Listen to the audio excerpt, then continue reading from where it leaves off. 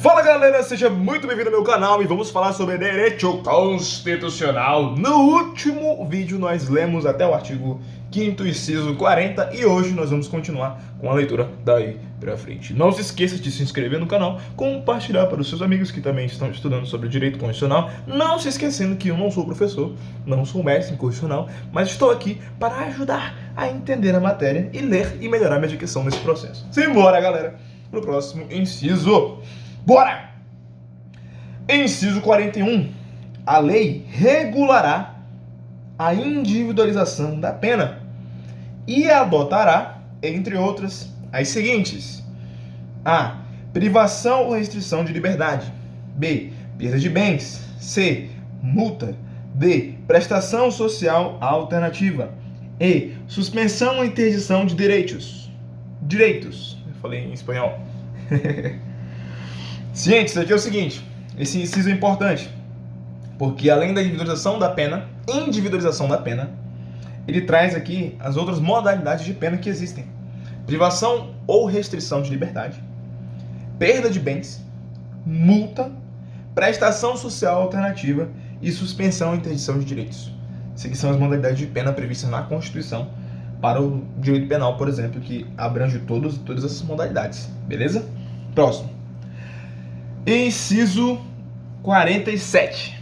Não haverá penas: A. De morte, salvo em caso de guerra declarada nos termos do artigo 84, inciso... Que inciso é esse, gente? 19. Inciso 19. Não haverá pena de morte, salvo guerra declarada nos termos do 84, 19. B. De caráter perpétuo. C. De trabalhos forçados.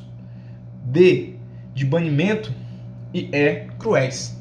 Então, resumindo, não haverá penas de morte, de caráter perpétuo, trabalhos forçados, banimento e cruéis. Não há essas penas, certo? É fundamento, inclusive, de vários pedidos de liberdade provisória quando se fala de pena cruel, dependendo da condição que está o detento.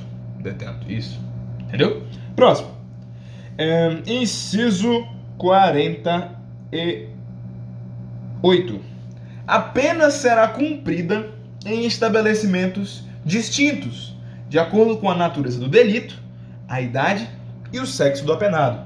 Isso aqui é importante para execução penal, direito da execução. Na última fase do processo penal, depois da sentença condenatória, se ele não foi condenado, ele tem que executar a pena. Na execução penal, ele tem que executar essa pena em estabelecimento distinto. Eles não podem ficar no mesmo estabelecimento. E ele tem que ser diferenciado como? De acordo com a natureza do delito. Pelo menos era para ser. Em alguns casos é. A idade do apenado e o sexo dele. Não pode ser homem com mulher, não pode ser novo com velho, enfim. Era para ser assim. Pelo menos com a questão homem e mulher, a gente vê que existe essa diferença. Mas em outras questões como diferentes crimes é meio difícil, por causa do excesso do contingente de detentos. Mas é um papo para outra conversa. Inciso 49. É assegurado aos presos o respeito à integridade física e moral. Mais um direito do preso, um direito do apenado, que é a sua integridade física e moral, inerentes à dignidade da pessoa humana. Beleza? Próximo. Inciso 50. As presidiárias serão asseguradas condições para que possam permanecer com seus filhos durante o período de amamentação.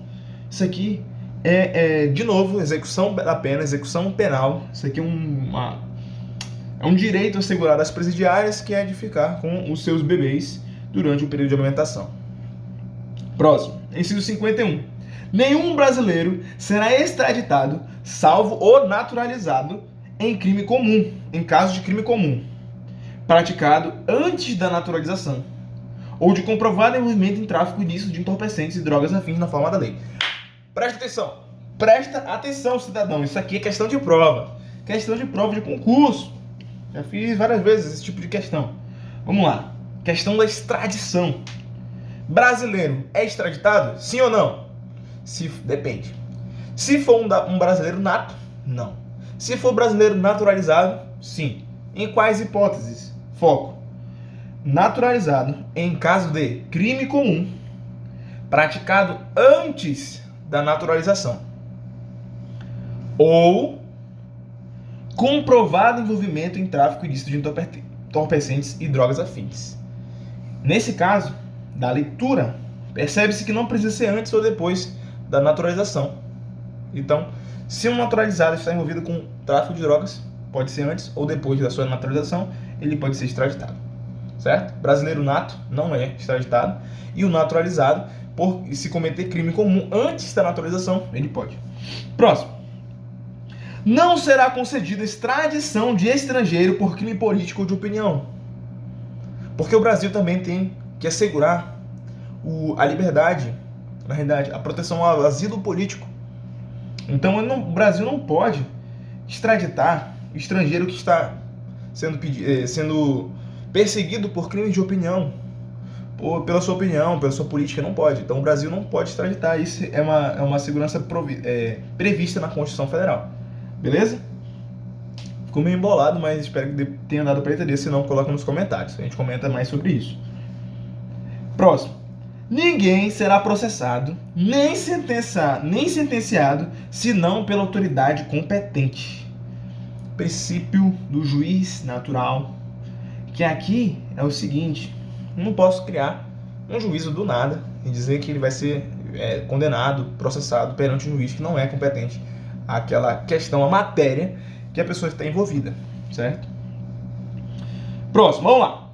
Ninguém, inciso 54, ninguém será privado da liberdade ou de seus bens sem o devido processo legal. Devido processo legal, gente. Devido processo legal, devido processo legal, devido processo legal. Tem que bater isso, todo o curso de direito, depois que você sai.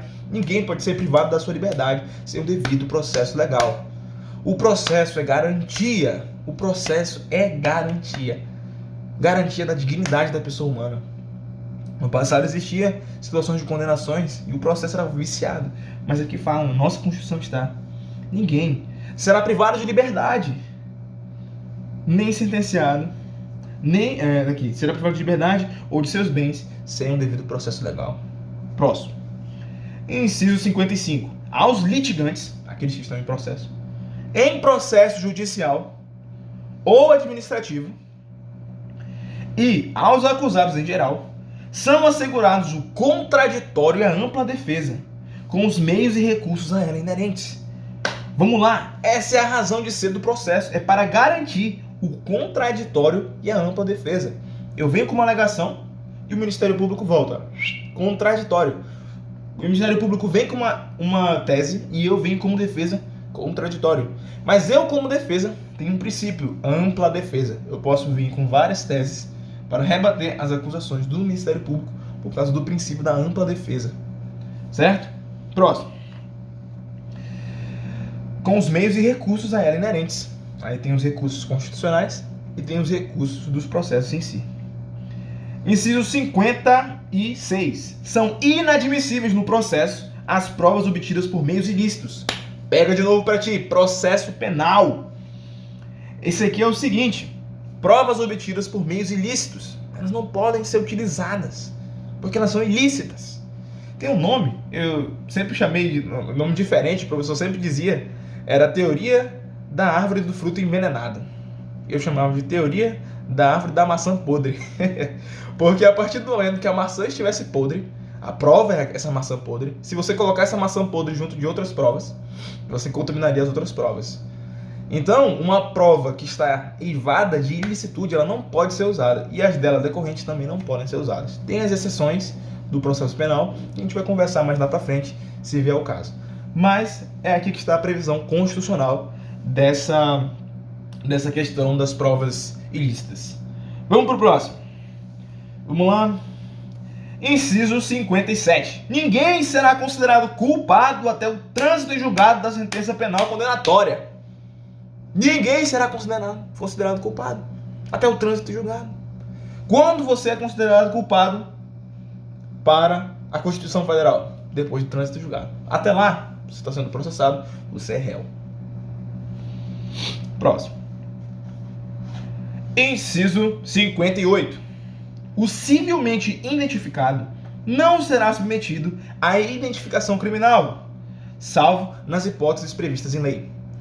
Para quem não sabe, quando há um crime e o cidadão ele é preso em flagrante ou por meio de uma portaria, de uma investigação, de um mandado de busca e apreensão, esse cidadão é submetido a um procedimento do inquérito policial, onde na parte final, se essa pessoa estiver sem os seus documentos, sem o RG, sem uma carteira de trabalho para identificá-lo naquele momento, ele deve ser submetido ao procedimento de identificação criminal junto ao Instituto de Identificação que tem no respectivo estado. Se essa pessoa tiver identificação civil, que ele é civilmente identificado, ele não é obrigado a participar da identificação criminal, que é bater o polegarzinho ali, tirar a foto, colocar aquela plaquinha assim. Então, é isso que está dizendo aqui, esse inciso. Salvo nas hipóteses de previsão, das hipóteses previstas em lei. Existem algumas exceções que estão na lei, possivelmente no Código de Processo Penal, a gente vai bater isso posteriormente, mas é isso que quer dizer esse inciso. O vídeo tá ficando por aqui, já tem 11 minutos que eu tô falando com vocês. Não, me desculpem de verdade, eu acho que eu passei do meu minuto. Mas eu quero te agradecer por estar comigo até agora.